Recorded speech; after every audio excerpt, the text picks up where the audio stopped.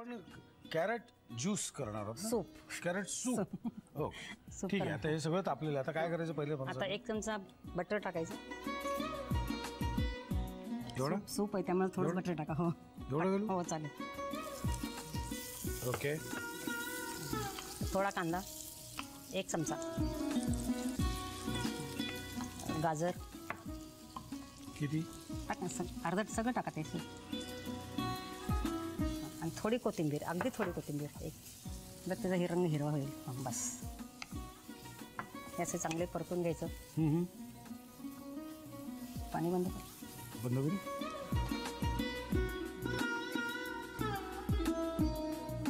आता काय करायचं? हे गाजर चांगले 5 मिनिटं परतून घ्यायचं. नंतर मग 1 ग्लास गरम पाणी टाकायचं. आपण गरम पाणी आहे आपल्याकडे. ओके. आता हे जरा मीठ थोडं घालायचं. मुद्दाम गरम पाणी घेतलं ह्याच्यासाठी. गार पाणी सुद्धा घालू शकतो, पण गार पाणी घातलं तर आपल्याला थांबायला लागेल. गरम पाणी घेतलं की लगेच काम सुरू होतं. हे बघा ना पुढे थोडं. बस हे चांगलं जवळ 10 मिनिटं तरी उकळून द्यायचं, कारण सूप आहे ना. सूप म्हणजे उकळलेलंच त्याचा पाहिजे ना. बरोबर. थोडंसं झाकण लावून उकळलं तरी. आणि मग काय करायचं?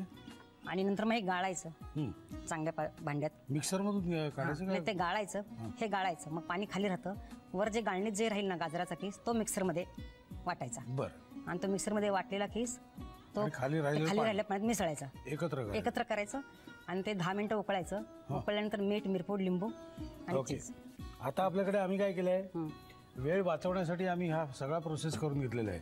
म्हणजे आता आम्ही हे मिक्सरमध्ये घालणार नाही, आधी आम्ही गाळणार, मग ते पाणी वेगळं काढणार, मग गाळणीत जे राहील ते आम्ही मिक्सरमधून काढणार, मग मिक्सरमधून काढलेलं परत त्या पाण्यात मिसळणार.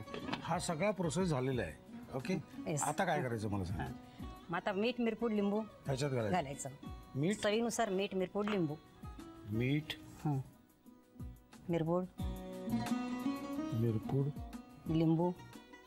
लिंबू, साखर. आणि साखर, कारण गाजर गोड असतं ना, त्यामुळे कोणाला आवडते साखर यात घातलेली नाही, म्हणून साखर वरून जर आवडत असेल तर घ्यायची. साखर आणि चीज घालायचं किसलेलं. सर्व करायचं. आणि पुदिन्याची पानं वरून.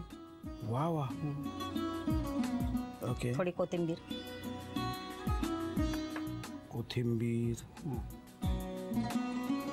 Ready to serve. पण एक गोष्ट लक्षात घ्या, आम्ही सगळं ते गाळून घेतल्यानंतर आपल्याला थोडंसं एकदा उकळायचं असतं. उकळायचं 10 मिनिट. म्हणजे काय गरम गरम सर्व करायला मजा येते.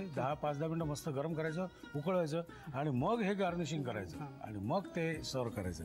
की मात्ता लिहून घ्या. साहित्य आणि कृती मात्तापैकी लिहून घ्या, म्हणजे कळेल अशा अक्षरात लिहून घ्या. कॅरेट सूप बनवण्यासाठी लागणारं साहित्य: 1 वाटी गाजराचा किस, बटर, चीज, कांदा, कोथिंबीर, मीठ, लिंबाचा रस, साखर आणि मिरपूड. कृती: प्रथम कढईमध्ये बटर गरम करून त्यामध्ये कांदा, गाजर आणि कोथिंबीर घालून मिश्रण परतून घ्यावं. त्यामध्ये गरम पाणी आणि मीठ घालून मिश्रण उकळवून घ्यावं. हे मिश्रण गाळून घ्यावं. गाळणीमध्ये उरलेलं गाजराचं मिश्रण मिक्सर मधून बारीक वाटून घ्यावं. हे वाटलेलं गाजराचं मिश्रण गाळून घेतलेल्या स्टॉक मध्ये मिसळून पुन्हा उकळवून घ्यावं. उकळल्यानंतर त्यामध्ये मीठ, मिरपूड, लिंबाचा रस, साखर, चीज आणि कोथिंबीर घालून सूप सर्व्ह करावं.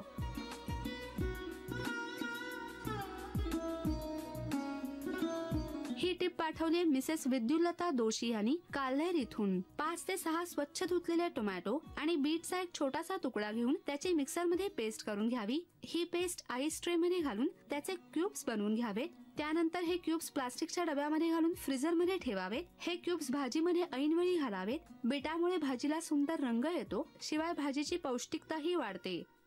चला, नंदिनीताईंनी 2-2, 3-3 पदार्थ बनवलेले आहेत. मी ते खाऊन बघणार आहे. डॉक्टरांची पोट व्यवस्थित ठेवणारी गृहिणी आहे, त्यामुळे हे उत्तमच असणार. तुम्ही पण खाऊन बघा. वा.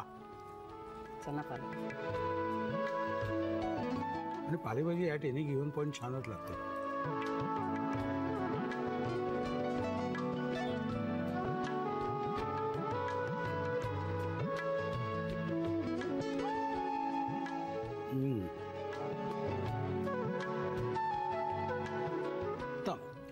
थोडक्यात मतितार्थ काय आहे? मतितार्थ असा आहे की तुम्हाला आयुष्यभर छान छान खायचं असेल, आणि ते पचवायचं असेल तर तुम्हाला वॉक घ्यायला पाहिजे. बसल्या जागी पायावर पाय टाकून ऐशारामात असं तुम्हाला आयुष्यभर खाता येणार नाही. तर थोडासा व्यायाम करायला पाहिजे. वय परत कमी जास्त होऊ शकतो व्यायाम.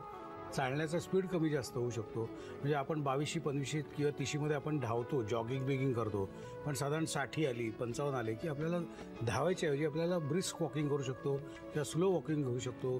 दम लागलं की थांबायचं, उगाच त्रास करून घ्यायचा नाही.